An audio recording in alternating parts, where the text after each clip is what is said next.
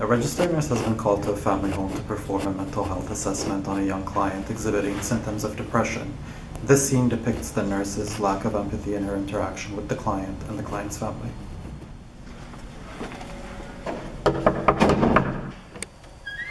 Hi there, I'm Yaya's mom. You can come in here. Oh, Okay? thanks. Yeah, I'm the nurse. Okay, so Yaya's right here. I'm just gonna be in the kitchen if you need anything, okay? Yeah. Hi, I'm Melanie. I'm the nurse from Toronto General. I'll be conducting your health assessment today. Is it Yaya? Yeah, that's me. That's you? Okay. Okay, Yaya. And how are we feeling today? Actually, I'm not feeling that well. Do you think we can have a moment before we start?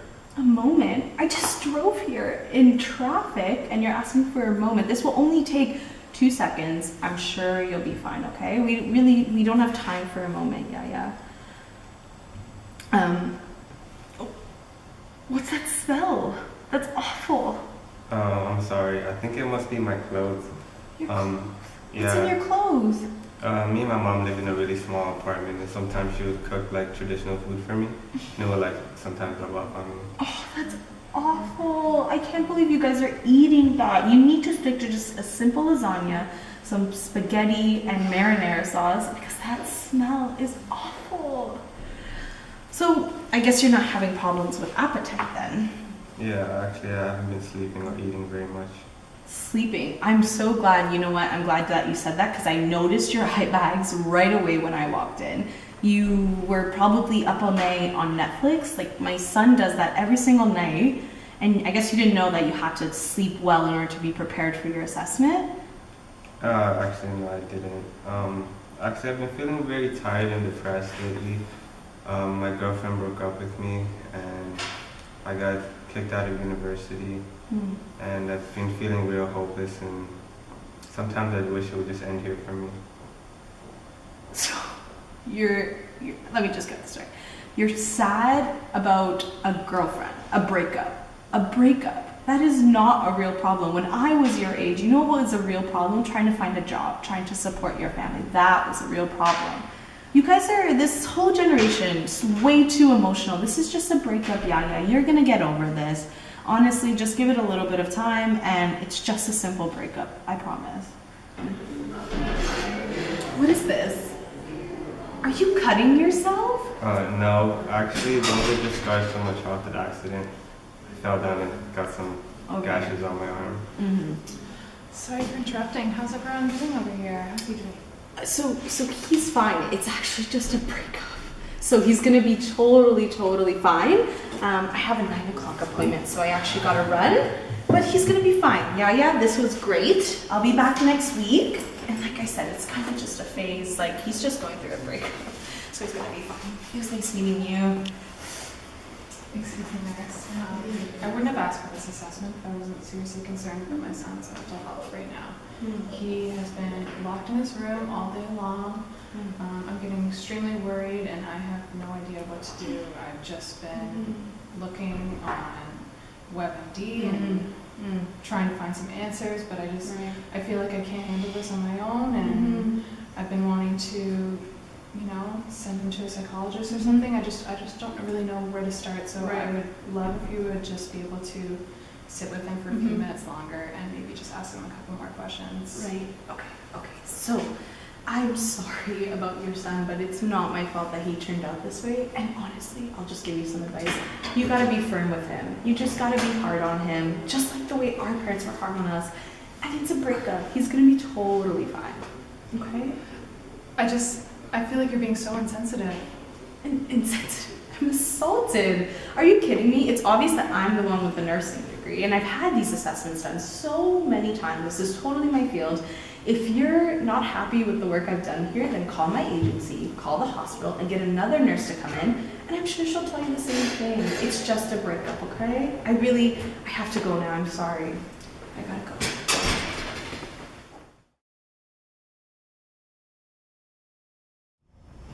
This next scene depicts the nurse demonstrating empathy in her interaction with the client and the client's family.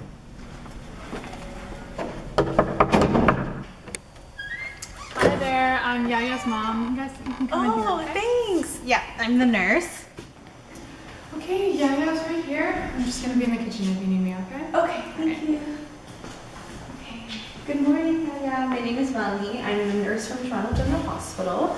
I'll be doing an assessment on you today. It'll be about 40 minutes. Is that okay with you? Yeah, that's fine. Okay. So I'll just have a seat here. If I could just confirm your name, your first name and your last name and your birthday, please. My name is Yaya Mohammed, born March 5th, 1998. Okay, great. So, before we begin the assessment, I'd just like to let you know that everything that is said here is kept confidential and will only be shared with your immediate healthcare team. Is that all right with you? Yeah, that's okay. Okay. Are you ready to begin the assessment?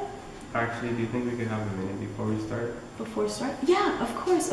So I'll just step out of the room and give you a minute. In the meantime, is there anything you need? A glass of water, a warm blanket? No, that's okay. You're okay? Okay, so I'll just step out for a moment, okay?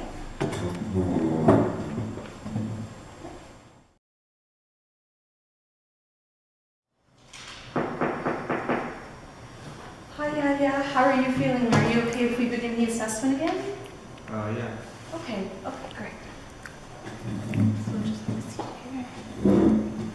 Okay, so like I was mentioning before, everything that is said here in our interview will be kept confidential and will only be shared with your immediate healthcare team. Is that all right with you? Yeah, that's alright. Okay, so tell me about how you're feeling. Well, I've been feeling constantly tired and depressed, and I have no motivation to do anything anymore. Okay, so tell me more about, you say that you're feeling tired and depressed. Do you know, is there a reason for this? Do you know what has caused this? Well, recently my girlfriend broke up with me, and I also just got kicked out of university. And yeah, I don't feel like there's anything in life for me anymore. So when you say that you feel like there's nothing left here for you anymore, are you saying that you've thought of suicide before, or have you thought of suicide? Yeah, I've thought of suicide sometimes. Okay, that's okay. Sorry for crying. No, it's totally fine. I can understand why you're feeling upset. Have you told anyone about this before, or talked to anyone about this? No, I haven't talked to anyone about it. I don't have anyone to talk to, and I don't think anyone even cares about what I think. Well, actually, a lot of teenagers go through this, and they do go through this period of not wanting to talk to anyone, but a lot of them have said that it's been helpful to confide in someone like a psychologist. Is that something that you've considered before? No. Never considered it? Well, if you would like, today during my assessment, we can look at psychologists in your area online, and we can see if we could book an appointment with one of these psychologists. Would you like that? Yeah, that sounds good. Okay, great. So I really think that we will be able to work together and make a plan and create coping strategies that will help you get through this. Okay, Yaya? Okay. Sorry for interrupting. How's everyone doing? How's he doing? Good. Yaya, is it okay that your mom's in the room with us? Yeah, that's fine. Okay, great. So Yaya has actually been feeling upset about a breakup that he's gone through with his girlfriend, and I know he's having some trouble at school, but he's opened up to me, and he's opened up to me about how he's feeling, which is really great. So we've started a care plan. We've decided to contact and look up psychologists, and hopefully we will enlist Yaya and set him up with an appointment with a psychologist. How does that sound? That sounds great. I'm so relieved. It's one of those things that I've had a hard time confronting him about seeking professional help. Right. I think it's a great idea. I wanted to ask him that myself, but I didn't really know how to go about it. Right, So, yeah. I've just been worried about him so much, and I'm really grateful that you're here, because lately it's just I've been feeling like nothing I do seems to really make a difference. So I really appreciate you being here. Yeah, and I can imagine how much pain you must feel seeing your son go through that pain. I've never experienced this before, but I know that if I were in your situation, I would feel the exact same way. And so I'm confident that with our coping strategies and with our care plan, Yaya will feel much better. Thank you so much for understanding. This all means so much to me, and I feel like so much pressure has been lifted off my back already. I'm sorry I was so overwhelmed. I realized I didn't even offer you something to drink. That's Can I get okay. you some water? Yes, please. Just a Okay, box do of you water. want some water? No? Okay, I'll be right back. I'll leave Thank you to it now, okay? Thank you. Yeah.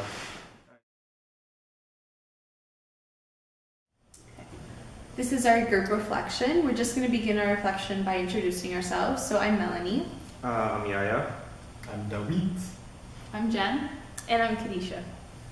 Okay, so I'll just start us off by reflecting on our group's ability to work together. And definitely one of the things that stands out for me is that I think everyone was equally able to create a safe space where everyone felt comfortable sharing their ideas. Everyone felt like it was an open environment where they can discuss, or if there's something that maybe they didn't agree with or something that they didn't feel comfortable with, they felt comfortable enough to discuss it with us. And so that was one thing that I really liked about working in this particular group dynamic, and it definitely helped facilitate the script better, helped facilitate our critical reflection better, and we were just able to better work together. So definitely being able to be honest with one another and be respectful of each other's ideas and opinions, I think really made this project a lot easier for us. So yeah. I think working in a group was effective for me because in a group we can teach each other the material, and wherever somebody has a strength, they could teach the other teammate, and if someone has a weakness in another area, we're able to teach each other and learn more about therapeutic communications and all about empathy and just collaborating and getting ourselves a good mark. Okay, for me, it felt like working in an interdisciplinary team in a healthcare setting where everyone has their strength and then we all come together and contribute towards accomplishing one common objective. Yeah. For sure. So there's even a point when we were discussing roles and who was going to do what, and there's a point that I even felt during this negative scenario, the nurse has to say a lot of things that I was like, I just don't know if I'm going to be comfortable with this, and everyone was super supportive, and I really appreciated that, and everyone was very respectful of that. Yeah, and I think to just go over the overarching theme of what Melanie was saying, where we felt safe enough to express how we felt and to have that input, I think that really helped when it came to us each having ideas and then being able to come together collectively and take out the best of everyone's idea and then collaborate it to make the script that we made. And I think that definitely made it easier to have that environment. So, yeah. And just to add on to that, I feel like through this assignment, we were able to better, I don't know if we're more or better equipped to do or be able to establish therapeutic relationships. Because just in the way where obviously we portrayed a very exaggerated extreme, but there are cases, and I'm sure this happens all the time, where maybe the client therapeutic relationship isn't there. And I really think through working through this assignment, we were able to really pinpoint what kind of separates a good relationship and a trusting relationship and one with empathy versus one where maybe the client doesn't feel as comfortable sharing things. But it was through working through that and kind of collaborating together and writing the script, we were able to say things like, if the nurse does this, this shows empathy. And we were able to pinpoint things that will, in the workforce, will help us create these therapeutic relationships that maybe without having done this, we wouldn't have been able to really feel for that. Yeah, but putting yourself in the nurse's shoes and realizing that okay, even just my body language, plays such a big role in the relationship. I feel like it was, we were able to work through that in this assignment, and it really taught us how to establish that relationship. Yeah, for sure. I also think that it gave us insight into how the patient feels, how the family member might feel. Because I know that even when the nurse Melanie was saying things, there was a point where I was like, this is how do I even react to this? It felt totally different than what we had written down in the script and then actually playing it out. Exactly. So, I feel like I learned a lot that way too. Yeah, no, for sure. All right, so I think that kind of ends our take on a positive and negative therapeutic relationship. So thanks for watching. Bye.